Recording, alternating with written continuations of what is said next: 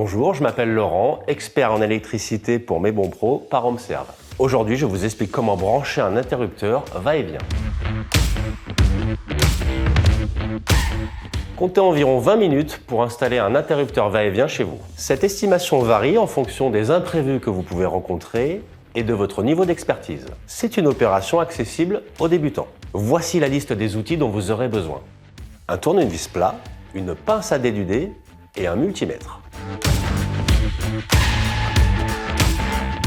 Alors qu'un interrupteur classique va permettre d'allumer une lumière avec un seul point de commande, le va-et-vient, lui, permet d'allumer ou d'éteindre une source de lumière depuis au moins 2 points de commande. Tout d'abord, il faut couper l'alimentation générale de votre habitat ou uniquement le circuit concerné.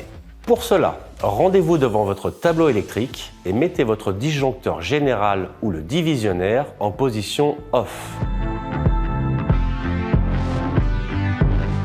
Vous devez ensuite démonter votre ancien interrupteur. S'il dispose d'une bascule qui se déclipse, retirez-la en premier afin d'enlever la façade. Une fois que vous avez accès au cadre, dévissez chacune des vis de fixation pour le sortir du mur. Laissez les fils pendre pour brancher votre interrupteur va-et-vient. Mon conseil, n'oubliez pas d'utiliser un multimètre pour vérifier l'absence de tension lors de cette opération. Libérez ensuite les fils de leur emplacement, soit en les dévissant avec un tournevis, soit en les déclipsant à l'aide du loquet. Vous devez alors pousser sur l'interrupteur pour les sortir afin d'assurer une sécurité totale. Avec votre nouveau va-et-vient, raccrochez vos 2 fils navettes, habituellement de couleur orange, sur les bornes 1 et 2. Ensuite, le fil de phase rouge ou marron sur la borne L. Pensez à tester les connexions en tirant légèrement dessus. Vous pouvez ainsi insérer l'interrupteur dans son boîtier d'encastrement en le vissant ou en le fixant, puis clipser la plaque de finition. Si vous souhaitez remplacer le deuxième va-et-vient, il vous suffit de répéter cette opération.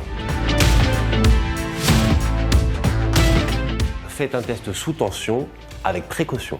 Pour cela, rétablissez le courant dans votre habitat en remontant le disjoncteur concerné ou général sur ON et disposez vos interrupteurs sur la fonction marche.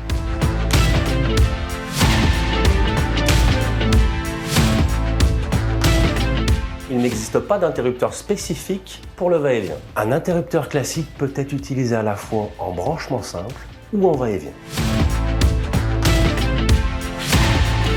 Effectivement, il est possible d'installer un va-et-vient sans neutre. Il s'agit d'un interrupteur radiocommandé sans fil, à utiliser lorsque la distance du deuxième interrupteur est très éloignée du premier. Le tarif est souvent plus élevé, il varie entre 50 et 100 € en moyenne. Un interrupteur va-et-vient est capable de contrôler plusieurs lampes. Cependant, il ne sera pas possible de dissocier les 2 éclairages. Vous savez désormais tout sur les interrupteurs va-et-vient. Si ce tuto vous a plu, n'hésitez pas à le liker et à vous abonner à notre chaîne YouTube. À bientôt pour un prochain tuto.